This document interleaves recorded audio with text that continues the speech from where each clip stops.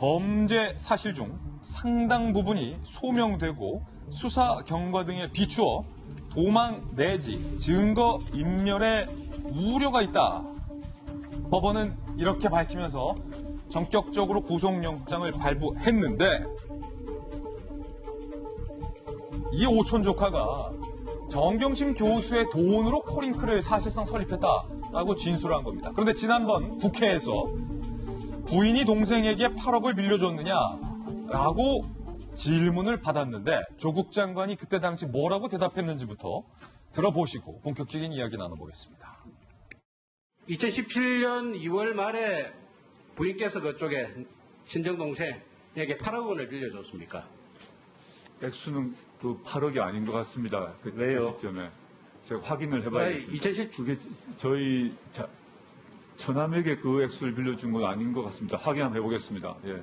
아니 아직도 그걸 확인을 안 합니까? 제가... 등록할 때 부인이 8억을 이렇게 남한테 빌려줬는데 아니 제가 보기에는 별거 하시는 것도 아니고 가정에 부부간에 대화가 전혀 없는 것 같아요. 딸하고도 그렇고. 자, 돈 문제에 대해서 제가 정확히 잘 모른다는 이런 취지입니다. 자, 코링크는 누구의 것입니까를 밝혀내기 위해선 조국 장관이 저 8억 원의 출처에 대해서 왜 모른다라고 답변을 했는지를 밝혀내야 할 것 같습니다. 질문은 이렇습니다. 8억 원을 조국 장관의 부인이 처남에게 빌려줬다라는 사실을 알고 있느냐. 그러자 8억 원을 다 빌려주지는 않은 것 같다라고 얘기했는데 3억과 5억이 각각 다른 사람에게 전달된 것으로 알려지고 있습니다. 한번 확인해 보실까요? 코링크는 정경심의 것. 구속된 조국 오촌 조카 조모 씨가 조국 아내 정경심의 돈으로 사모펀드 운용사 코링크를 세웠다. 정경심 교수가 돈을 나의 부인 계좌로 송금해줬다라고 진술을 한 겁니다. 자, 방금 나왔던 8억 원의 행방 드러났어요. 어제까지만 해도 이 8억 원의 행방이 궁금하다라고 제가 말씀드렸는데 하루가 지나자 바로 검찰이 그 정답을 알려줬습니다. 정경심 교수는 8억 원을 3억과 5억 원으로 나눠서 전송을 합니다. 먼저 3억은 어제 저희가 보도해드렸던 것처럼 정경심 교수의 동생이자 조국 장관의 처남이죠. 처남에게 3억을 줍니다. 그리고 처남은 3억을 갖고 코링크 주식을 사들입니다. 그 주식, 정경심 교수의 돈으로 사들였으니까 그 주식 누구 겁니까? 검찰은 정 교수가 차명으로 코링크의 주식을 3억 원어치 보유하고 있다라고 의심하고 있습니다. 그런데 8억에서 3억 빼니까 얼마 남아요? 김배현 박사님. 5억 남습니다. 그 5억이 누구에게 갔느냐? 바로 구속된 오촌 조카의 부인에게 정 교수가 송금해 준 거예요. 그리고 그 5억 중에 2억 5천만 원을 코링크를 세우는 설립 자금으로 썼다는 겁니다. 그럼 똑같은 질문 드릴게요. 김배현 박사님. 네. 정경심 교수의 돈으로 코링크를 설립했는데 코링크는 누구의 겁니까? 정경심 교수의 것으로 봐도 이쯤 되면 무방한 것이 아닌가라는 개인적인 생각이 들고 지금 현재 검찰의 조사 결과 이러한 내용까지 확인이 되는데 저 두 사람의 관계 하나만 좀 설명드릴게요. 그러세요? 정경심 교수의 동생, 처남과 그리고 조국 장관의 오촌 조카 두 사람은 조국 장관의 부부를 제외하면 알 수가 있는 인물입니까? 아닙니까? 조국 인물이죠? 장관의 부부를 제외하고 나면 두 사람은 남입니다. 남남이죠. 근데 이 코링크 피에 투자하게 되는 돈은 결국은 조국 장관의 처남과 조국 장관의 오촌 조카의 돈으로 함께 설립이 됐다고 보면 그 중간에 있는 저것은 조범동 씨의 것도 아니고 조국 장관의 처남의 것도 아니고 결국은 중간에 모든 것들에 대한 개연성과 그 돈의 자금이 흘러갔다고 볼 수 있는 정경심 교수와 조국 장관을 우리가 유추해 볼 수밖에 없는 거죠. 자, 검사장 출신 변호사는 이 돈의 흐름과 관련해서 이렇게 얘기했어요. 조국 장관, 정경심 교수의 자금이 코링크 설립에 쓰였다는 사실을 조국 장관이 알았을 가능성이 크다. 이거 확인되면 조 장관에게도 관련 혐의 적용이 가능하다라고 이야기를 하고 있는 겁니다. 김변 박사님, 그러면 보세요. 정경심 교수의 돈으로 코링크를 세웠고 정경심 교수의 돈으로 코링크 주식도 사들였으면 그 주식과 코링크 오늘 여러 번 묻는데 유행어 될 것 같아요. 코링크 누구의 겁니까?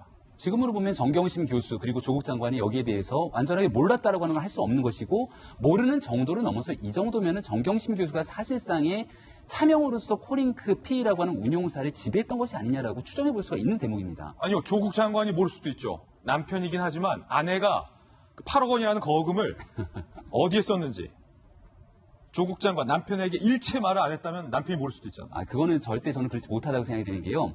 김진 기자가 나중에 고위공직에 올라가거나 혹은 출마하게 되는 과정을 거치게 되면 고위공직자 재산 신고를 하게 됩니다. 예. 제가 과거에 미간 말찌긴 합니다만은 지방의원 하게 되면서 처음으로 재산 신고를 하는 걸 해봤거든요. 예.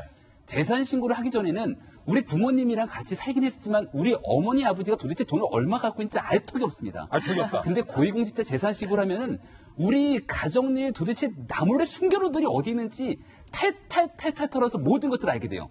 그래서 그때도 사실 조국 장관이 8억 원의 그 사인 간의 채무가 있었다 아내에게 그것을 신고했어요. 고위공직자로 들어가는 과정이기 때문에 금융주에 해보면 나 모르는 돈을 아내가 얼마를 갖고 있는 건지 사인간의 채권과 채무였으면 어디에 돈을 빌려준 건지 이런 것들을 다 알 수밖에 없는 상황이거든요. 그런데도 청문회 과정에 나와서 나는 잘 모르겠다라고 얘기했던 조국 장관의 해명이 지금에 와서는 본인 스스로도 이제 다시 어떻게 얘기를 해야 될지 여러 가지 고민에 빠질 수밖에 없는 지점이 일 겁니다. 아니 그렇다면 만약에 아내가 얘기를 안 했다. 하나도 얘기를 안 했다. 8억 원을 남편 몰래 어마어마한 일을 벌이는데 썼는데 남편에게 하나도 얘기를 안 했는데 공직자 재산 신고할 때 조국 장관이 만약에 알았다. 그랬으면 그때 물어보지 않았겠어요? 자기야. 뭐 여보라고 했겠죠? 여보, 당신 네. 그 8억 도대체 누구한테 빌려줬어? 그 8억 어디에 썼어? 물어보지 않았을까요? 당연히 물어볼 수밖에 없는 것이고 그리고 그 돈 8억의 돈뿐만이 아니라 조국 장관 부부는 본인 돈 10억이 넘는 금액을 사모펀드, 저 코링크 PE가 운영하는 사모펀드에 투자를 하지 않습니까? 그 과정에 코링크 PE라고 하는 내용까지 드러나게 됩니다. 근데 이 과정에서 코링크 PE를 몰랐다고 하고 사인 간에 본인이 가져야 될 채권 8억 원에 대한 부분들까지도 나는 아무것도 몰랐다라고 하면은 대한민국 법무부 장관으로서 국정을 이끌 능력이 없는 겁니다. 이 예. 정도의 상황에 대한 상황 판단 능력이 없다는 전제를 깔고 있으면요. 박정화 대변인, 청와대에 계셨으니까 청와대에서 일을 하는 분들의 자격과 청와대에서 일을 하는 분들이 해서는 안 될 일에 대해서 누구보다 저희 중에 가장 정확하게 알고 계실 것 같은데, 자, 부부 사이는 경제 공동체라고 저희가 얘기를 하잖아요. 민정수석 재임 당시에 벌어지고 있는 일들이 방금 코링크를 세우고 코링크가 딴 데 투자하고 하는 거였는데 조국 장관 부인이 남편이 민정수석이잖아요. 그런데 고위공직자의 아내가 코링크를 세우고 그 코링크를 통해서 주식도 보유하고 코링크를 통해서 다른 데 투자도 하고 주식도 보유하고 이거 돼요? 가능한 거예요? 좀 전에 김병인 박사 말씀하셨지만 사실은 재산 등록을 하면 모든 게 다 금융주를 통해서 다 나옵니다. 그래서 모든 게 다 나오고 심지어 조국 장관 같이 1급 이상 공무원의 경우는 나중에 요약해서 신고하는 내역까지도 나와요. 그래서 내가 확인하게 됩니다. 그리고 빠진 부분에 대해서는 해명을 해야 되는 상황까지도 와요. 그런데 저런 걸 몰랐다? 글쎄요, 잘 모르겠는데 저는 오늘 역설적으로 조국 장관 편을 좀 들어볼까 합니다. 조국 장관 편 들겠다. 왜 지금까지 저런 일이 있었는가? 아까 우리 청문회 때 얘기했지만 8억 전체 다 글쎄 처남한테 간 것 같지 않아요? 조국 장관 정확히 알고 있었던 거예요. 처남한테는 3억만 갔어요. 나머지 오면 어떤 데는 이 말을 안 했을 뿐이지. 오천 조카한테 한 거다. 알고 있었던 거 아닌가라는 생각이 들 정도로 너무나 자세하게 정확하게 나는 답변을 한 거 아닌가라는 생각이 들고, 자, 편을 어떻게 들어야 되냐? 이게 어제 그거 연구하셨군요. 조장관 어떻게 될까? 아니 우리가 그동안 너무 많이 궁금했죠. 지금까지 민정수석으로 있으면서 얼마나 많은 사람들이 중간에 낙마해서 망가져갔습니까? 그리고 인사검증 실패했다고 얘기를 했습니까?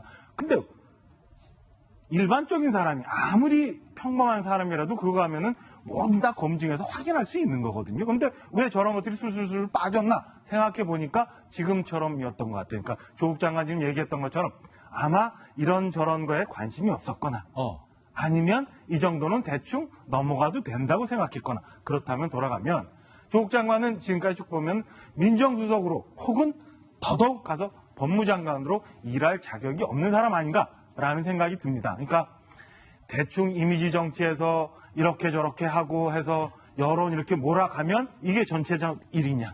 민정수석 일하면서 이 투자하고 저 투자해도 될 거라고 생각하는 이런 사람. 심지어는 끝까지 가서 청문회 하면서 야당 의원들, 국회의원들 속이고, 글쎄요. 국회의원 속이면 결국 국민 속인 거 아니에요? 그리고 더더욱 문제는 뭐냐면 저는 문재인 대통령께서 이런 사실까지 다 알고 있고 그래서 임명 강행했다 생각지 않습니다. 대통령 몰랐을 거라고 저는 보여져요. 그러면 조국 장관은 지금 대통령까지도 기망한 죄가 있습니다. 결정하세요.